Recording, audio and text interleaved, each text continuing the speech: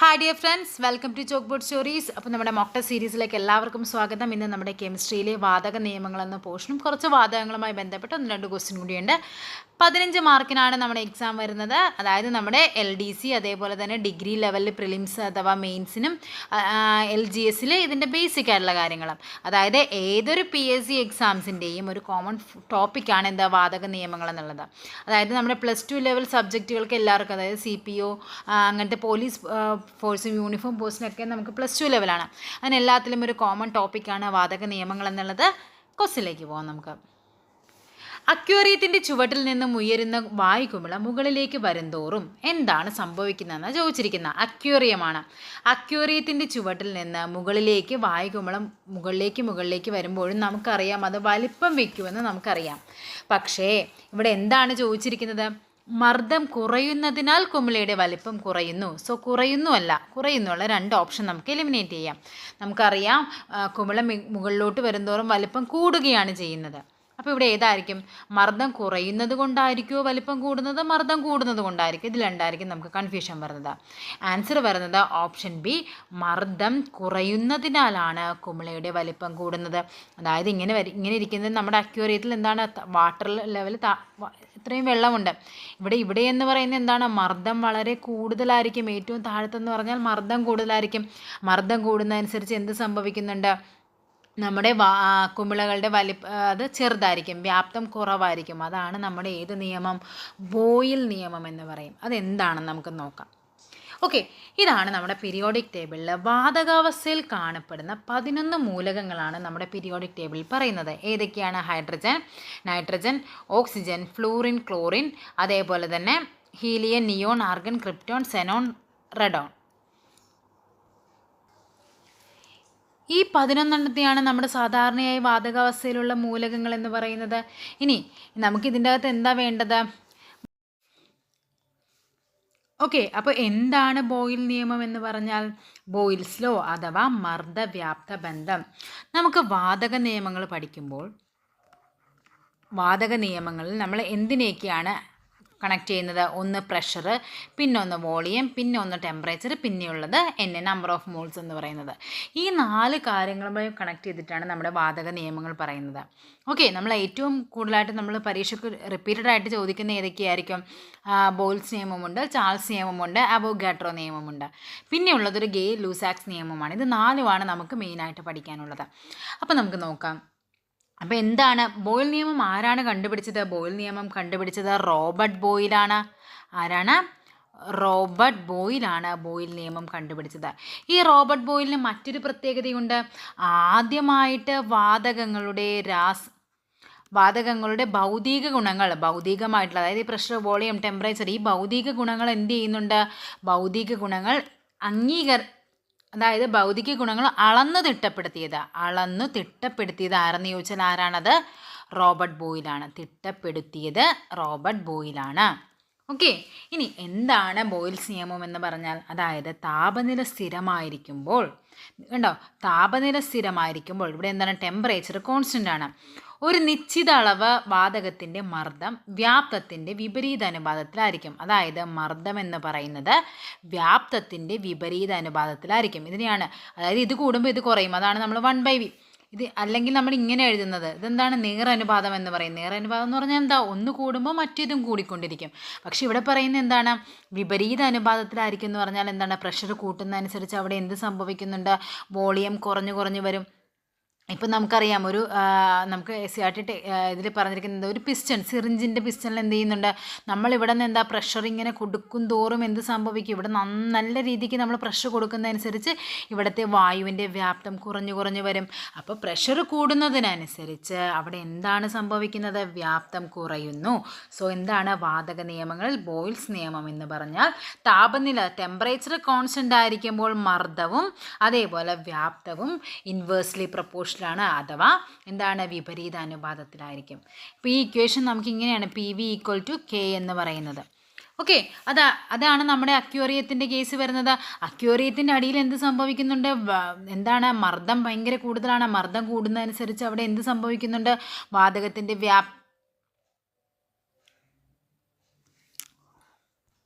വാതകത്തിൻ്റെ വ്യാപ്തം എന്തായിരിക്കും? കുറവായിരിക്കും. അപ്പോൾ എന്താണ്, അടിത്തട്ടിൽ എന്താണ്, നല്ല മർദ്ദമുണ്ട്. സോ എന്താണ്, ബബിൾസ് എല്ലാം കുഞ്ഞായിരിക്കും.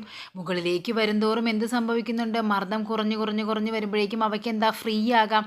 സോ എന്ത് സംഭവിക്കുന്നുണ്ട്? ഇതും വലുതായി വലുതായി വലുതായി വരും കുമിളകൾ. അതാണ് ആ വ്യത്യാസം എന്ന് പറയുന്നത്. ഓക്കെ, അതേപോലെ തന്നെയാണ് നമ്മുടെ സ്ക്യൂബ ഡൈവേഴ്സ്. സ്ക്യൂബ ഡൈവേഴ്സ് എന്ന് പറയുമ്പോൾ എന്താണ്, അവർ ഇതിൻ്റെ അടിത്തട്ടിലോട്ട് പോകുകയാണല്ലേ. അടിത്തട്ടിലോട്ട് പോകുമ്പോഴേക്കും എന്ത് സംഭവിക്കും? കടൽ ജലത്തിൻ്റെ അടിത്തട്ടിൽ നിന്ന് മർദ്ദം കൂടുതലായിരിക്കും. മർദ്ദം കൂടുമ്പോൾ അവർക്ക് ശ്വസിക്കാനായിട്ട് ബുദ്ധിമുട്ട് വരും. അതിനാണ് അവർ എന്തുപയോഗിക്കുന്നത്? ഹീലിയോക്സ് എന്ന് പറയുന്ന ഒരു അവർ മുതുകത്ത് തൂക്കിയിട്ട് പോകുന്ന എന്ത് സാധനമാണ്? ഒരു വലിയൊരു കന്നാസല്ലേ, ഒരു സിലിണ്ടർ. ആ സിലിണ്ടറിനുള്ളിൽ നിറച്ചിരിക്കുന്ന വാതകമാണ് ഹീലിയോക്സ്. അതായത് ഓക്സിജൻ്റെയും, അവിടെ എന്താണ്, ഓക്സിജൻ്റെ അഭാവമുണ്ട്. ഓക്സിജൻ്റെയും ഹീലിയത്തിൻ്റെയും മിശ്രിതമാണ്. അതെന്താണ് അറിയപ്പെടുന്നത്? ഹീലിയോക്സ് എന്നാണ്. ഓക്കെ, അത് പഠിച്ചു വെക്കണം കേട്ടോ. ആ ഒരു പേര് ഓക്സിജൻ്റെയും ഹീലിയത്തിൻ്റെയും മിശ്രിതമാണ്. സ്ക്യൂബ ഡൈവേഴ്സ് ഉപയോഗിക്കുന്നതാണ്. അതിൻ്റെ പേരാണ് ഹീലിയോക്സ് എന്നുള്ളത്. Okay, next. ഓക്കെ, ഇനി എന്താ നോക്കിക്കേ. ഇനി നമുക്ക് പഠിക്കാനുള്ളത് ഇതിൻ്റെ ഗ്രാഫാണ്. അതായത് ഇതാണ് നമ്മൾ കോമൺ ആയിട്ട് പഠിക്കുന്ന ഗ്രാഫ്. എന്താണ്? മർദ്ദം കൂടുന്നതനുസരിച്ച് താപനില കുറയും. ഇതാണ് സാധാരണ തരാറ്. പക്ഷേ ഇവിടെ തന്നെ ഇതും എന്താണ്, ബോൾസ് നിയമത്തിൻ്റെ ഗ്രാഫാണ്. മർദ്ദം കൂടുന്നതനുസരിച്ച് ഇവിടെ എന്താണ്, 1/v ആണ് തന്നിരിക്കുന്നത്. അതായത് എന്താണ്, അത് വിപരീത മർദ്ദം കൂടുന്നതനുസരിച്ച് ഇതും എന്ത് സംഭവിക്കണം? കൂടിക്കൊണ്ടിരിക്കണം. അതായത് v അല്ല തന്നിരിക്കുന്നത്, 1/v ആണ്. അവിടെയാണ് നമുക്ക് വ്യത്യാസം വരുന്നത്. അതെപ്പോഴും ശ്രദ്ധിക്കണം. ഈ ഒരു ഗ്രാഫ് ഇത് ചോദിച്ചു കഴിഞ്ഞാൽ നമുക്ക് എളുപ്പത്തിൽ എഴുതാൻ പറ്റും. പക്ഷേ ഇത് വരുമ്പോഴേക്കും നമുക്ക് ചിലപ്പോൾ കൺഫ്യൂഷൻ വരും. ഇത് ചാൾസ് നിയമമാണോ എന്നൊരു കൺഫ്യൂഷൻ വരും. പക്ഷേ ഇവിടെയാണ് നോക്കേണ്ടത്. മർദ്ദവും വ്യാപ്തവുമാണ്. ടെമ്പറേച്ചർ കോൺസ്റ്റൻ്റ് ആണെങ്കിൽ എന്ത് സംഭവിക്കുന്നുണ്ട്? അതെന്താണ്, ഒരു നേർരേഖയായിരിക്കും. ഈ രണ്ട് ഗ്രാഫും എന്ത് ചെയ്യുക? പഠിച്ചു വയ്ക്കുക. Next question. വീർപ്പിച്ചൊരു ബലൂൺ വെള്ളത്തിനടിയിലേക്ക് താഴ്ത്തുമ്പോൾ അതിൻ്റെ വലിപ്പം കുറയുന്നു. ഇത് താഴെ തന്നിരിക്കുന്ന ഏത് നിയമവുമായി ബന്ധപ്പെട്ടിരിക്കുന്നു? ഏതാണ് ആൻസർ വരുന്നത്? അത് ബോയിൽസ് നിയമമാണ്. കാര്യം വീർപ്പിച്ച ബലൂൺ എന്ന് പറയുമ്പോൾ എന്താണ്, അതിൻ്റെ വ്യാപ്തം എന്താണ്? ഒരു നിശ്ചിത അളവ് വ്യാപ്തമുണ്ട്. അത് ഈ വെള്ളത്തിൻ്റെ അടിയിലേക്ക് വരുന്തോറും വെള്ളത്തിൻ്റെ അടിയിൽ എന്ന് പറയുന്ന മർദ്ദം കൂടുന്നതനുസരിച്ച് എന്ത് സംഭവിക്കും? അവിടെ വ്യാപ്തം കുറയും. മർദ്ദം കൂടുമ്പോൾ വ്യാപ്തം കുറയുന്നു. അവിടെ എന്താണ്? ബോയിൽസ് നിയമമാണ്. Okay, next question. ചുവടെ നൽകിയിരിക്കുന്ന ഗ്രാഫ് ഏത് വാതക നിയമത്തെ പ്രതിനിധാനം ചെയ്യുന്നു? ഇതാണ് എല്ലാ പ്രാവശ്യവും PSC ചോദിക്കാറ്. പക്ഷേ 2022 ചോദിച്ച കണ്ടോ, ക്വസ്റ്റ്യൻ കണ്ടോ, അവരോട് ചേഞ്ച് ചെയ്തു.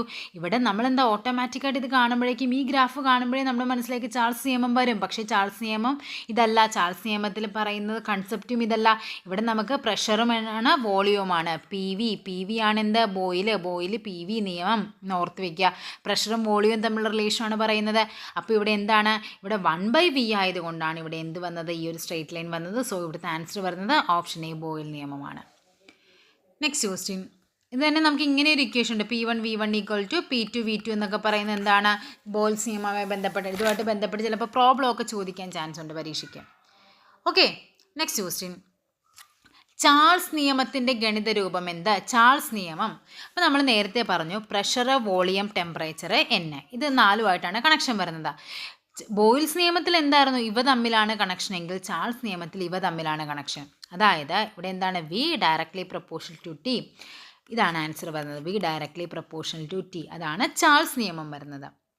എന്താ ചാൾസ് നിയമം എന്ന് പറഞ്ഞാൽ, ഒരു വാതകത്തിൻ്റെ വ്യാപ്തവും ഊഷ്മാവും തമ്മിൽ എന്തായിരിക്കും? നേരനുപാതത്തിലായിരിക്കും. അവിടെ എന്താണ്?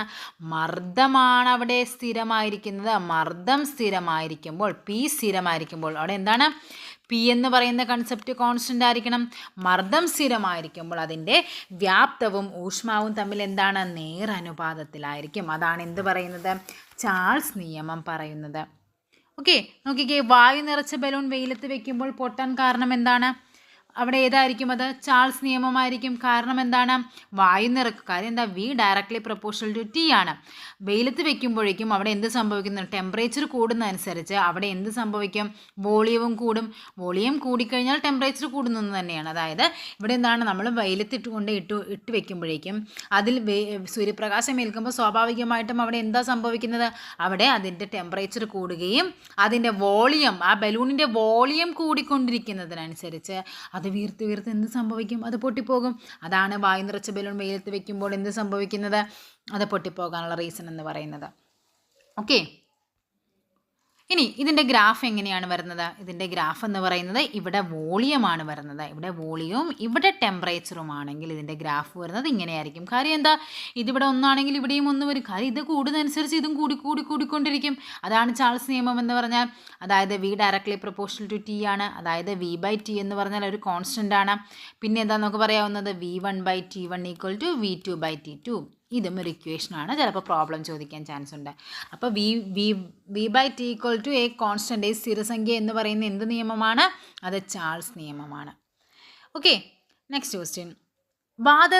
വാതകത്തിൻ്റെ വ്യാപ്തവും തന്മാത്രകളുടെ എണ്ണവും തമ്മിൽ ബന്ധിപ്പിക്കുന്ന നിയമം. എണ്ണവും ഇതും തമ്മിൽ ഏതാണത്?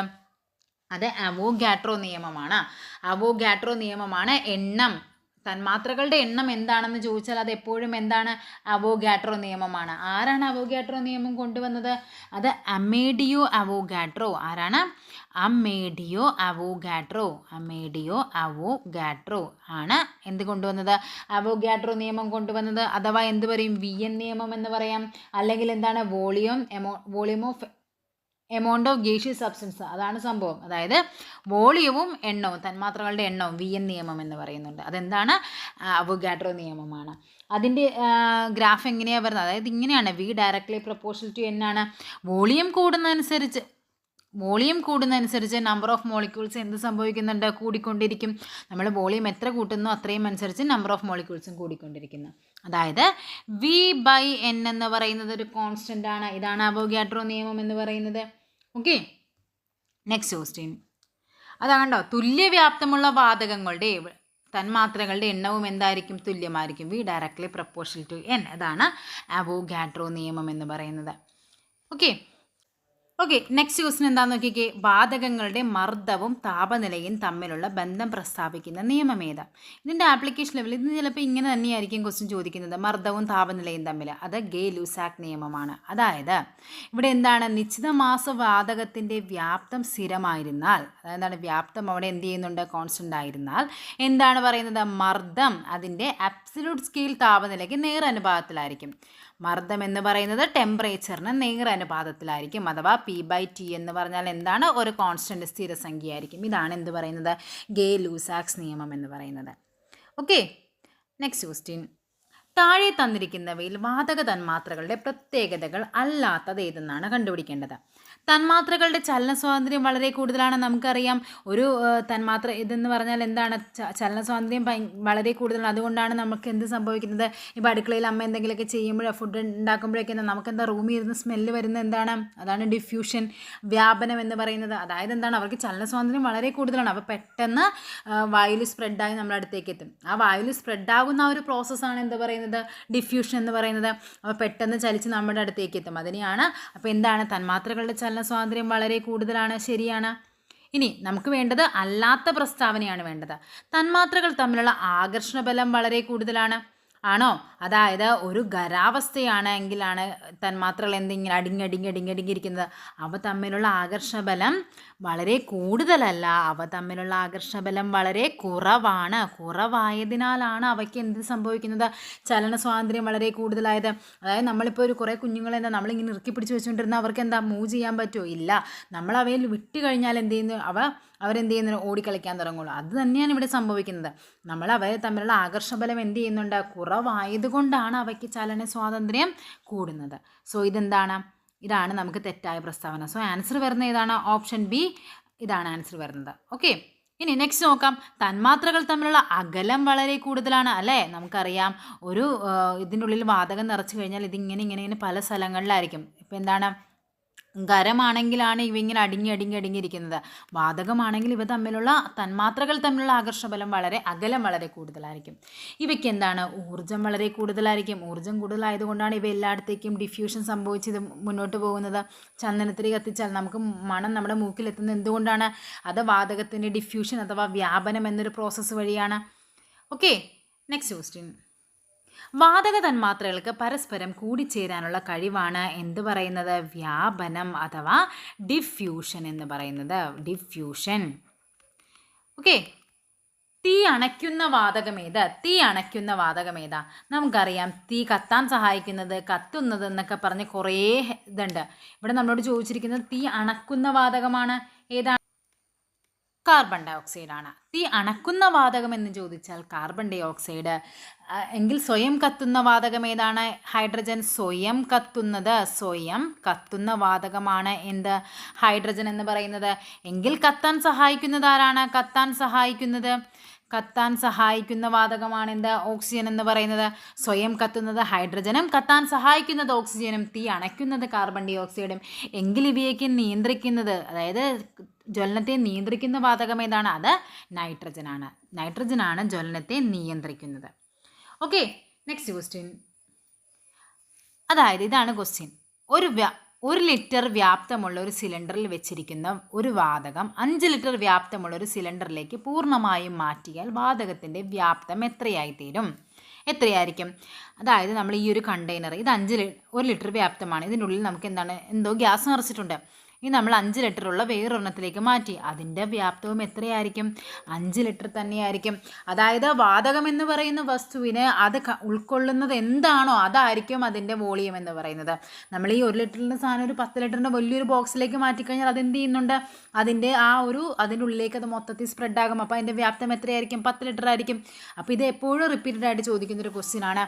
ഇത് തന്നെ തിരിച്ചു ചോദിക്കുകയാണ്. ഇപ്പോൾ 1 ലിറ്ററുള്ളൊരു വെള്ളം എടുത്ത് നമ്മൾ എന്ത് ചെയ്യുന്നുണ്ട്? ഒരു 5 ലിറ്റർ വെള്ളമുള്ള 5 ലിറ്റർ ഉള്ള മറ്റൊരു കണ്ടെയ്നറിലോട്ട് മാറ്റിക്കഴിഞ്ഞാൽ എന്ത് സംഭവിക്കും? അതിൻ്റെ വ്യാപ്തത്തിന് മാറ്റമൊന്നും വരില്ല, അതേ 1 ലിറ്റർ തന്നെ ആയിരിക്കുള്ളൂ.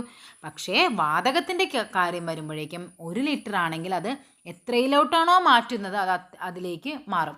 ഈ 1 ലിറ്റർ എന്നുള്ളത് നമ്മൾ എന്ത് ചെയ്യുന്നുണ്ട്? ഒരു 0.5 ആക്കി കഴിഞ്ഞാൽ 1/2 ലിറ്ററിൻ്റെ ഒരു ബോട്ടിലോട്ട് മാറ്റിക്കഴിഞ്ഞാൽ അത് അരയായിട്ട് കുറയും. അതാണ് ആ വ്യത്യാസം എന്ന് പറയുന്നത്. Okay, next question. PV = nRT എന്നത് ഏത് നിയമത്തിൻ്റെ ഗണിത രൂപമാണ്? നമ്മൾ ഇത്രയും നേരം പഠിച്ച ഒന്നുമല്ല അല്ലേ ഇത്. PV = nRT എന്താണത്? അത് എന്താണ്? ആദർശവാതക സമവാക്യമാണ്. ആദർശവാതക സമവാക്യം. ചാൾസ് നിയമത്തിൻ്റെ സമവാക്യം എന്താണ്? ചാൾസ് നിയമം എന്ന് പറയുന്നത് V directly proportional to T ആണ്. വോളിയം ടെമ്പറേച്ചറും എന്താണ്? ഡയറക്ട്ലി പ്രൊപ്പോർഷണൽ ആണ്. അല്ലെങ്കിൽ അതിന് എന്ത് പറയാം? V1/T1 = V2/T2 എന്ന് പറയാം. അല്ലെങ്കിൽ V/T = ഒരു സ്ഥിരസംഖ്യ കോൺസ്റ്റന്റ് K എന്ന് പറയാം. ഇനി ബോയിൽ നിയമത്തിൻ്റെ ഇക്വേഷൻ എന്താണ്?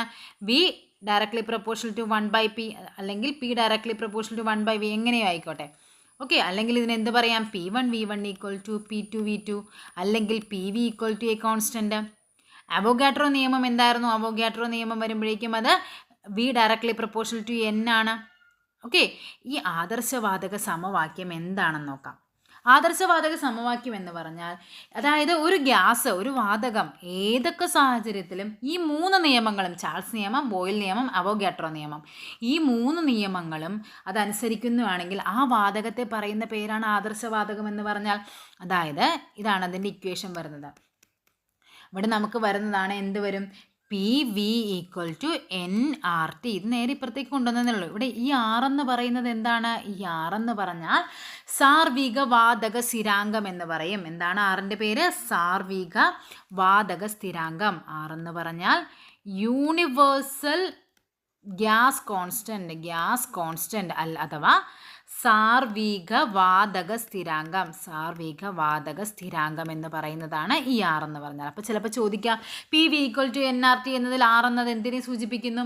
നമുക്കറിയാം P എന്താണ്? പ്രഷറാണ്. V വോളിയമാണ്. N number of molecules ആണ്. T എന്ന് പറയുന്നത് താപനിലയാണ്. ഈ ആറിൻ്റെ വാല്യൂ പരീക്ഷയ്ക്ക് ചോദിച്ചിട്ടുണ്ട്. എന്താണ്? 8.314 PAM³ ഇതാണ് വരുന്നത്. അതായത് എന്താണ്? PV = nRT അല്ലേ ഇക്വേഷൻ.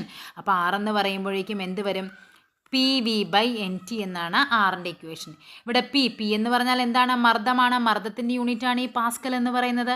ഇനി മേളിൽ എന്താണ്? V വോളിയത്തിൻ്റെ യൂണിറ്റ് എന്താണ്? m³ ആണ്. അതാണ് ഈ മുകളിൽ തന്നിരിക്കുന്നത്. ബൈ ഇവിടെ എന്ത് വരും? N നമ്പർ ഓഫ് മോളിക്യൂൾസിൻ്റെത് മോളാണ്. അതാണ് ഈ തന്നിരിക്കുന്നത്. T ടെമ്പറേച്ചറിൻ്റെ യൂണിറ്റാണ്. K കെൽവിൻ എന്ന് പറയുന്നത്. അപ്പോൾ R എന്ന് പറഞ്ഞാൽ അതിൻ്റെ വാല്യൂ എന്ന് പറഞ്ഞാൽ 8.314 പാസ്കൽ m³/Kelvin മോൾ. അതാണ് അതിൻ്റെ യൂണിറ്റ് എന്ന് പറയുന്നത്. Okay, next question. ശരിയായ ജോഡികളേവ? ബോയിൽ നിയമം. ബോയിൽ നിയമം എന്ന് പറഞ്ഞാൽ നമുക്കറിയാം PV = K എന്നുള്ളതാണ് ബോയിൽ നിയമം. ശരിയാണ്. ചാൾസ് നിയമം എന്ന് പറഞ്ഞാൽ എന്താണ്? V/T = a constant. അതായത് പ്രഷറും വോളിയവും തമ്മിലാണ് ബോയിൽസ് നിയമം. ഇവിടെ എന്താണ്? വോളിയം ടെമ്പറേച്ചറും തമ്മിലാണ് ചാൾസ് നിയമം. V/N ആണ് K എന്ന് പറഞ്ഞാൽ എന്താണ്? വോളിയവും അതായത് വ്യാപ്തവും നമ്പർ ഓഫ് മോളിക്യൂൾസും തമ്മിലുള്ളതാണ് എന്ത്? അവോഗാഡ്രോ നിയമം. ഗേ-ലൂസാക്സ് നിയമം എന്താണ്? P-യും T-യുമാണ്. മർദ്ദവും ടെമ്പറേച്ചറും തമ്മിലാണ് ബന്ധം വരുന്നത്. സോ ഇതെന്താണ്? ഇവ 4ഉം എന്താണ്? ശരിയായ ജോഡികളാണ്. Okay, next question. ഒന്നാം ലോക മഹായുദ്ധകാലത്ത് രാസായുധമായി ഉപയോഗിച്ചിരുന്ന വാതക മിശ്രിതമേത്? ഏതാണ്? അത് ഫോസ്ജീനാണ്. ഒന്നാം ലോക മഹായുദ്ധകാലത്ത് എന്താണ്? രാസായുധമായിട്ട്. അപ്പോൾ എന്താണ് ഫോസ്ജീൻ എന്ന് പറഞ്ഞാൽ നമുക്കറിയാം, കാർബൺ മോണോക്സൈഡിൻ്റെയും ക്ലോറിൻ്റെയും ഒരു സംയുക്തമാണ് ഫോസ്ജീൻ എന്ന് പറയുന്നത്. അഥവാ കാർബണൈൽ ക്ലോറൈഡ്. ഈ ഫോസ്ജീൻ എന്ന പേര് തന്നില്ലെങ്കിൽ ചിലപ്പോൾ ഇങ്ങനെയായിരിക്കും തരുന്നത്, കാർബണൈൽ ക്ലോറൈഡ് എന്ന് തരും. അപ്പോൾ ഒന്നാം ലോക മഹായുദ്ധകാലത്ത് ഉപയോഗിച്ച ഫോസ്ജീൻ എന്തിൻ്റെയൊക്കെ മിശ്രിതമാണ്? കാർബൺ മോണോക്സൈഡിൻ്റെയും ക്ലോറിൻ്റെയും മിശ്രിതമാണ്. ഇനി എന്താണ് പ്രൊഡ്യൂസർ ഗ്യാസ് എന്ന് പറഞ്ഞാൽ? അതിനു മുന്നേ നമുക്ക് വാട്ടർ ഗ്യാസ് എന്താണെന്ന് പഠിക്കാം. വാട്ടർ ഗ്യാസ് എന്ന് പറഞ്ഞു കഴിഞ്ഞാൽ കാർബൺ മോണോക്സൈഡും ഹൈഡ്രജനും കൂടി ചേരുന്നതാണ് വാട്ടർ ഗ്യാസ്. ഇതിൻ്റെ കൂട്ടത്തിൽ ഈ കാർബൺ മോണോക്സൈഡിൻ്റെയും ഹൈഡ്രജൻ്റെയും കൂട്ടത്തിൽ നൈട്രജനും കൂടി കൂടിച്ചേർന്ന് അത് എന്തായി മാറും? അത് പ്രൊഡ്യൂസർ ഗ്യാസ് ആയിട്ട് മാറും. ഇനി എന്താണ് ഫോസ്ജീൻ എന്ന് പറഞ്ഞാൽ? ഫോസ്ജീൻ അല്ല, ഇത് ഫോസ്ഫീൻ എന്ന് പറഞ്ഞാൽ കണ്ടോ, ജീനും ഫീനും വ്യത്യാസം കണ്ടോ? എന്താ ഫോസ്ഫീൻ എന്ന് പറഞ്ഞാൽ? അതാണ് ഫോസ്ഫറസ് ട്രൈ ഹൈഡ്രൈഡ് എന്ന് പറയും. അതായത് PH3. ഇതാണ് ഫോസ്ഫീൻ. അതായത് ചീഞ്ഞ മത്സ്യത്തിൻ്റെ ഗന്ധമുള്ളതാണ് എന്ത് പറയുന്നത്? ഫോസ്ഫീൻ എന്ന് പറഞ്ഞാൽ. ഇനി എന്താണ് കാർബോജൻ എന്ന് പറഞ്ഞാൽ നമ്മുടെ ഹോസ്പിറ്റലുകളിൽ കൃത്രിമ ശ്വാസത്തിനായിട്ട് ഉപയോഗിക്കുന്ന ഓക്സിജൻ്റെയും അതേപോലെ കാർബൺ ഡൈ ഓക്സൈഡിൻ്റെയും 95% ഓക്സിജനും പിന്നെ കാർബൺ ഡൈ ഓക്സൈഡും ചേർന്നൊരു മിശ്രിതമുണ്ട്. അതിൻ്റെ പേരാണ് എന്താ? നമ്മുടെ ഹോസ്പിറ്റലുകളിലെ കൃത്രിമ ശ്വാസത്തിന് ഉപയോഗിക്കുന്നതാണ് എന്താ? കാർബോജൻ എന്ന് പറയുന്നത്. അപ്പോൾ ഇമ്പോർട്ടൻ്റ് ആണ്. ഫോസ്ജീൻ എന്താണ്? കാർബൺ മോണോക്സൈഡിൻ്റെയും ക്ലോറൈഡിൻ്റെയും സംയുക്തമാണ്. അതായിരുന്നു അതൊരു രാസായുധമായിട്ടാണ് ഉപയോഗിച്ചത്. പ്രൊഡ്യൂസർ ഗ്യാസ് എന്ന് പറഞ്ഞാൽ കാർബൺ മോണോക്സൈഡും ഹൈഡ്രജനും അതേപോലെ തന്നെ നൈട്രജനും കൂടി ചേർന്ന മിശ്രിതമാണ് ഫീൻ ആണെങ്കിൽ ചീഞ്ഞ മത്സ്യത്തിൻ്റെ ഗന്ധമാണ്. അതേപോലെ തന്നെയുണ്ട് നമുക്ക് ചീഞ്ഞ മുട്ട, എല്ലാ പ്രാവശ്യവും പരീക്ഷയ്ക്ക് ചോദിക്കുന്നതാണ്. ചീഞ്ഞ മുട്ടയുടെ ഗന്ധമുള്ള സംയുക്തം ഏതാണ്? അത് ഹൈഡ്രജൻ സൾഫൈഡ് ആണ്. ഓക്കെ, ഇതൊക്കെ നമുക്ക് ഇമ്പോർട്ടൻ്റ് ആയിട്ടുള്ള കുറച്ച് ഫാക്ട്സ് ആണ്. അപ്പോൾ നമ്മുടെ വാതക നിയമങ്ങൾ എന്ന് പറയുന്ന ടോപ്പിക്ക് ഇവിടെ തീർന്നിട്ടുണ്ട്. അപ്പോൾ അടുത്തൊരു ടോപ്പിക്കുമായിട്ട് നമുക്ക് വീണ്ടും കാണാം. നമ്മുടെ ടെലഗ്രാം ചാനലുണ്ട്. അതേപോലെ തന്നെ നിങ്ങളുടെ ഡൗട്ട്സ് ചോദിക്കാനായിട്ട് ചാനലുമുണ്ട്, ഒരു ഗ്രൂപ്പുമുണ്ട്. ഗ്രൂപ്പിൽ നിങ്ങളുടെ ഡൗട്ട്സ് ചോദിക്കാം. അതേപോലെ എന്തെങ്കിലും ഇൻഫർമേഷൻ ഉണ്ടെങ്കിൽ ഞാൻ അതിലാണ് അപ്ഡേറ്റ് ചെയ്യുന്നത്. അപ്പോൾ അതേപോലെ നമ്മുടെ പ്ലേലിസ്റ്റിൽ ഫിസിക്സും ബയോളജിയൊക്കെ നമ്മുടെ മോക്ക് ടെസ്റ്റ് കിടപ്പുണ്ട്. LDC പരീക്ഷ 27-ാം തീയതി തൊട്ട് തുടങ്ങിയാണ്. 30-ാം തീയതി നമ്മുടെ ഗാദി ബോർഡ് LD വരുന്നുണ്ട്. അപ്പോൾ ടോപ്പിക് വൈസ് മോക്ക് ടെസ്റ്റുമായിട്ട് നമുക്ക് വീണ്ടും കാണാം. അതുവരേക്കും എല്ലാവർക്കും താങ്ക്